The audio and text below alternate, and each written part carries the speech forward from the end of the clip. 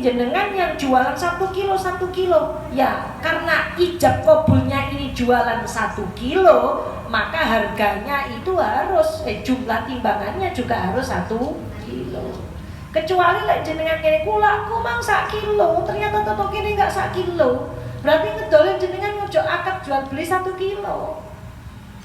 Toko Brambang 1 kilo, ini enggak 1 kilo, kurang terus 1 kilo, regane sakmene. Nah, aman jenengan karena memang sudah bilang iya dari awal tidak 1 kilo. Plastikannya jenengan tulisi 8 kilo bilang on dan seterusnya. Niku aman. Enggak Mas Dana, langsung putusan sampai enggak pula itu lagi. Wes liter begitu. Makanya kalau kita jual misalkan lengo yang apa itu kemasan itu di situ kan ada tulisannya lengo 1 liter. Minyak apa sambil lengo. Katut tanah minyak 1 liter. Itu tulisannya jenengan sudah paketan apa sudah apa? Itu kan 1 liter. Tapi jenengan jangan sampai ikut katut di situ tuh sudah 1 liter apa belum? Jadi sampai timbang kok belum 1 liter. Jangan bilang kalau itu jualan minyak 1 liter. Ya sampai bilang aja beli minyak refill Pak segini ini kurang berapa itu dibilang. Supaya nggak terus ini namanya terus akhirnya apa ini kesalahan yang turun menurun. Lah kula mboten semerap 1 liter napa mboten niku kula NG 2 kilo mboten bisa seperti itu, mboten bisa.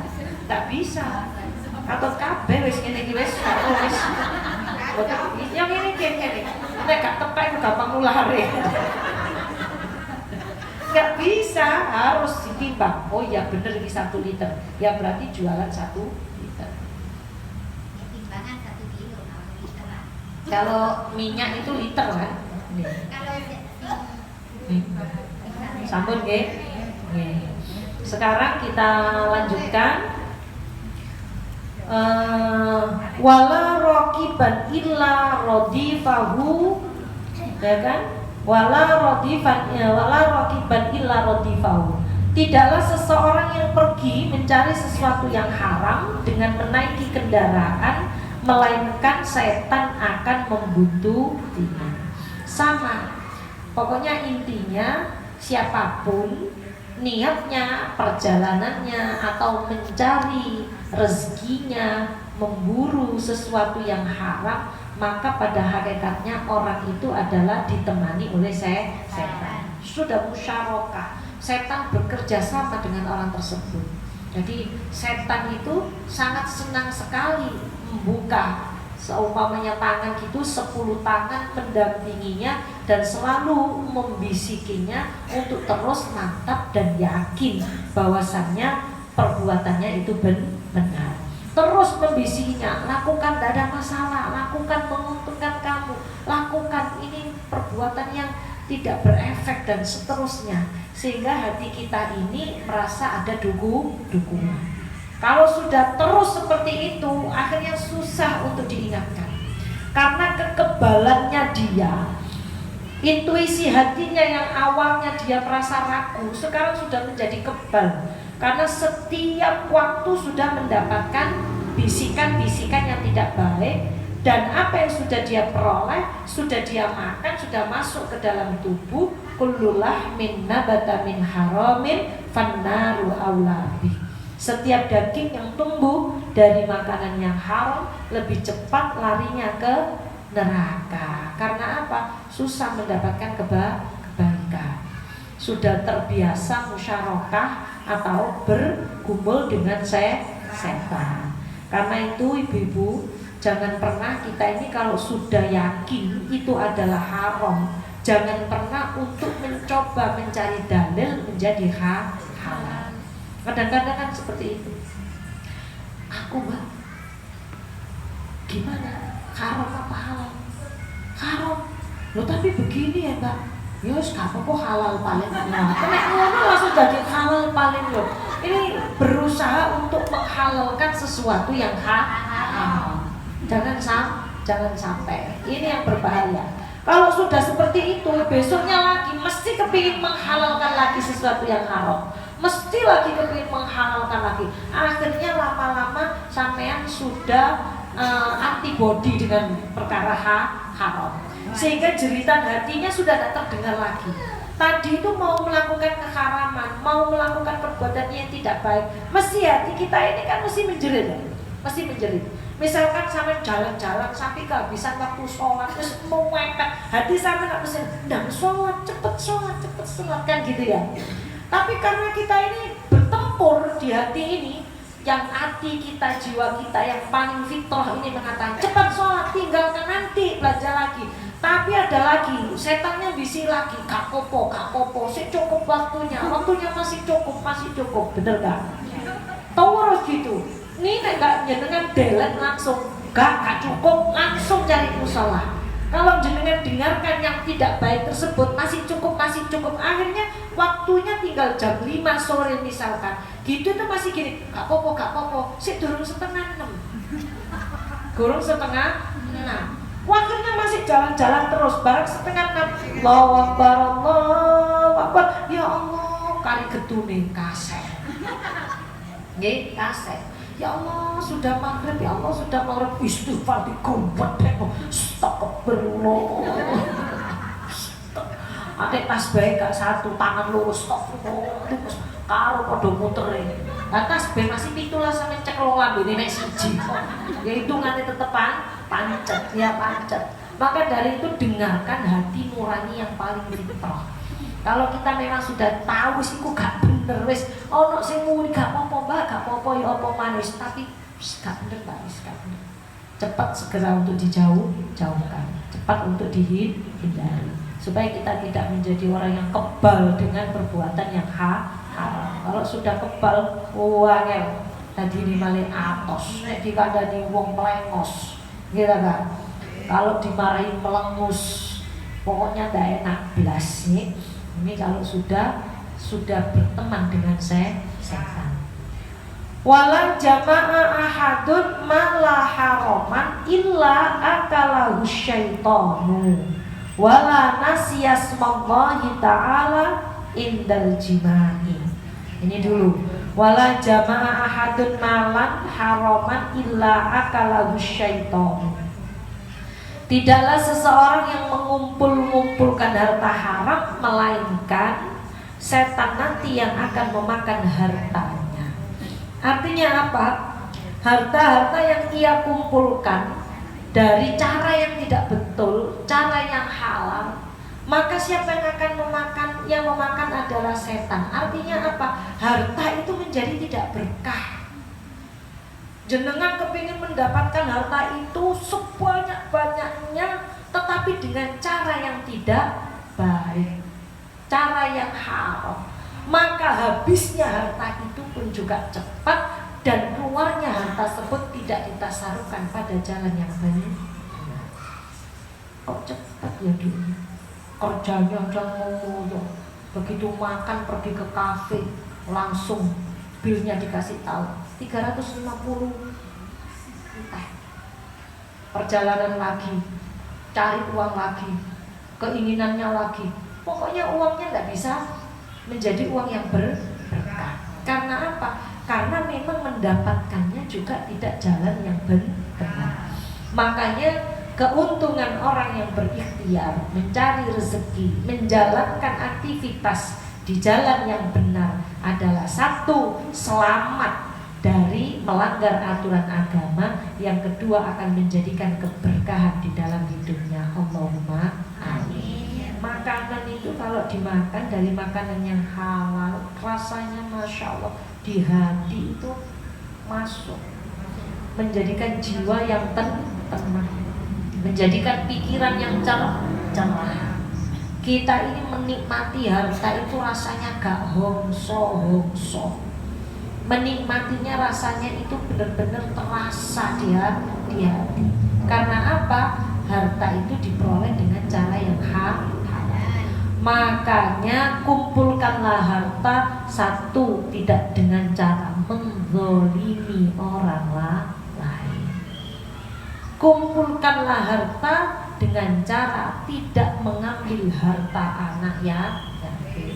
Ini termasuk bagian daripada cara mengambil harta yang halal.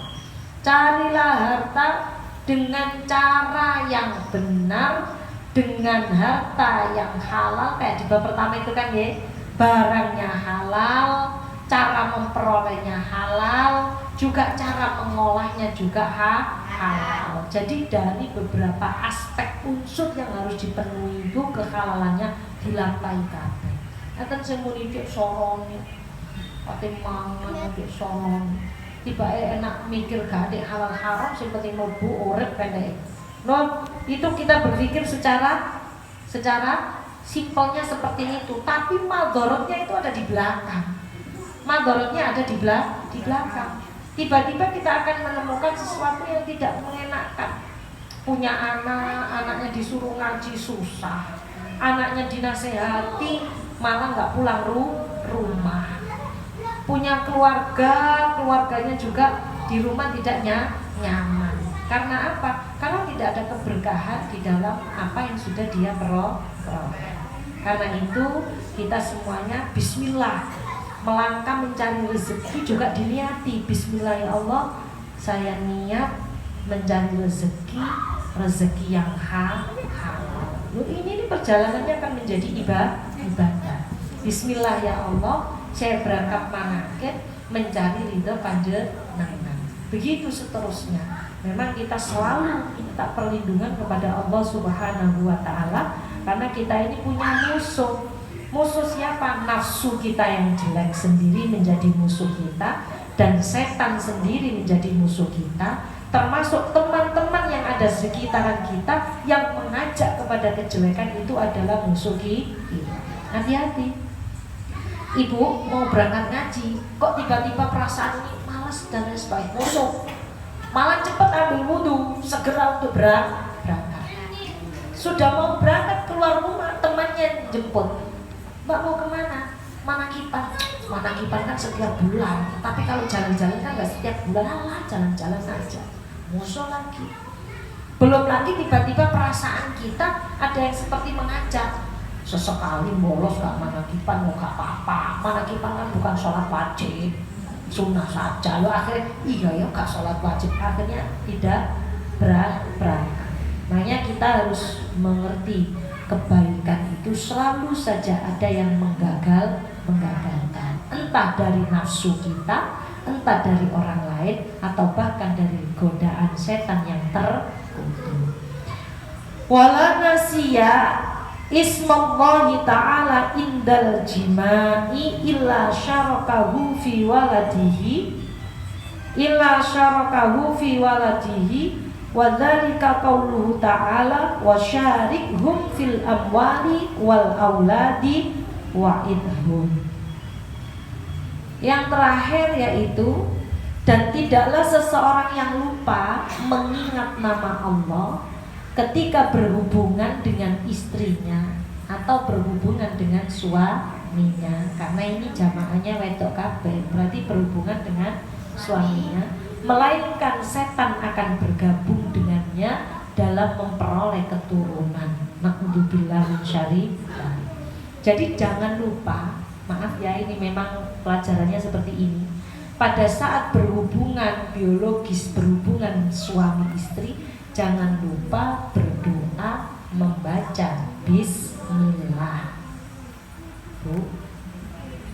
Bahkan ada juga sahabat Ali sama Nyai Fatimah, pada saat pengantin baru sebelum berhubungan suami istri, beliau mengadakan sholat sunnah, taubat dan seterusnya.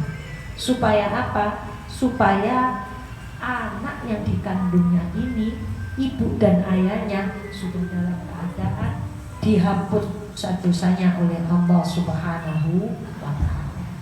Jangan terus habis lihat sinetron, adik sinetronnya adik satu jiwa satu hati. Wah, langsung masuk kamar, Pak, terus kadek bismillah, layangan putus lah. Oh, apa ya layangan putus ya?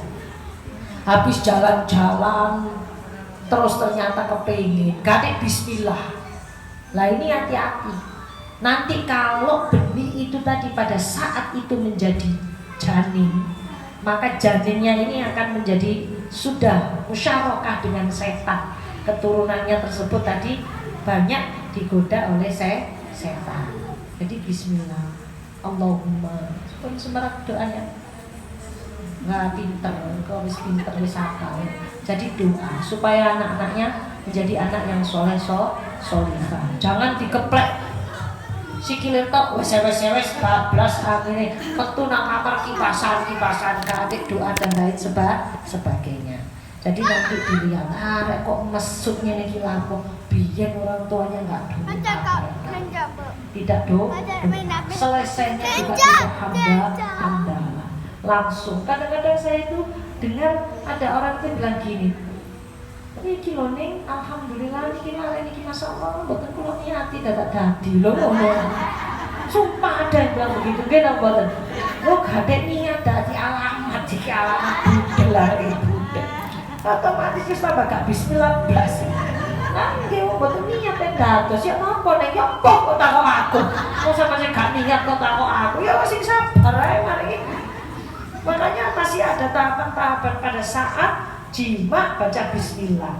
Jadi anak diridhoi, keluar sampai ada iqomah dan adzan. Kuping tengen adzan, kuping kiwa iqomah. Supaya apa? Cek gak didisi setan. Nah, padahal setan itu harus menunggu di jalan keluarnya dan metu. Sing adzan dadak kesuwen. Anaknya sudah dipakai sarung dibuntel, Bapak Samsul, dadak Pak Samsul saya tuku dawet. Ya wis didisi setan wis kedisian ya mangga. Tadi nek atik ngeldani ngomati, wis ojane kesuwen tenono, datang di situ tungguin. Begitu keluar langsung dibalut anduk, dikomati diadzan. Gak usah didusi kesuwen, setan wis nunggu ket mulai maneh nek kono. Nggih napa mboten? Makanya sekarang kan teorinya suami harus masuk di persalinan, tidak nunggu di luar. Jadi istrinya ditunggu supaya apa? Supaya tahu kekuatan wanita mengeluarkan bayi itu, supaya tahu, supaya tambah kasih sayangnya suami kepada istri. Kilo, aku mempersembahkan nyawaku untuk melahirkan keturunanmu. Yang ketiga, supaya saat mengadzani dan mengiqomai itu tidak ketinggalan. Jadi begitu istrinya hamil melahirkan, dicari suaminya. Mana bapaknya? Nggak pakai bapak. Innalillahi. Maksudnya nggak pakai bapak gimana? Niru Ibu Maria. Loh, angel. Ya harus ada bapak Neo gak bisa karakter kelahiran nanti ya. Last doll. Suaminya mana suaminya? Masuk, suaminya suruh masuk. Ibu-ibu, istrinya dulu suaminya nggak boleh masuk. Kalau apa itu namanya mau mengeluarkan bayinya itu mustaqim. Barang ditunggu suaminya tambah ngalem. Pak sakit, iya mah, Pak sakit, Papa. Wah, dokter Roman lama deh Ani. Wah, sakit Ani. Malah tambah ngalem tambahan. Cari Papa sorong. Wadah suami itu lihat istrinya ngejan terus keluar darah, langsung suaminya, Mama, dadak semaput. Malah gupu cari bidane. Wis tok sing gak iso mbok tanggoe ngono.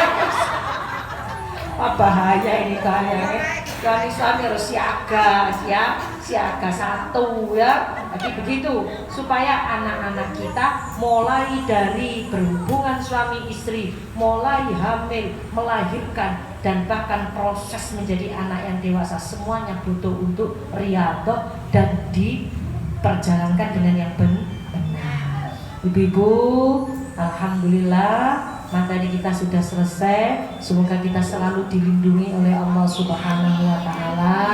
Setiap langkah kita mendapatkan ridha Allah dan kita selalu diberi kekuatan untuk berjalan yang baik sesuai dengan aturan agama dan dimudahkan mendapatkan rezeki yang halal, kegiatan yang baik dan segala apa yang kita miliki.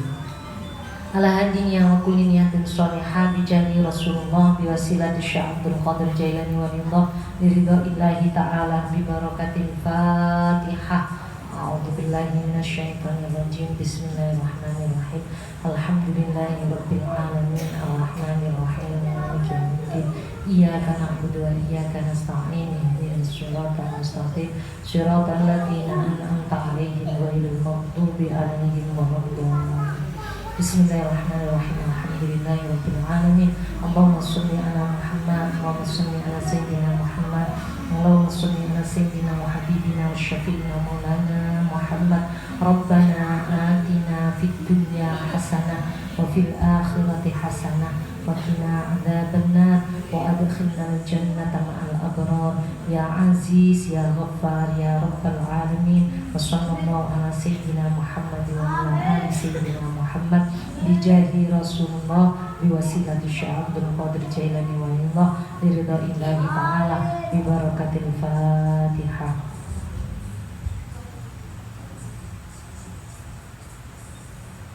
Assalamualaikum warahmatullahi wabarakatuh.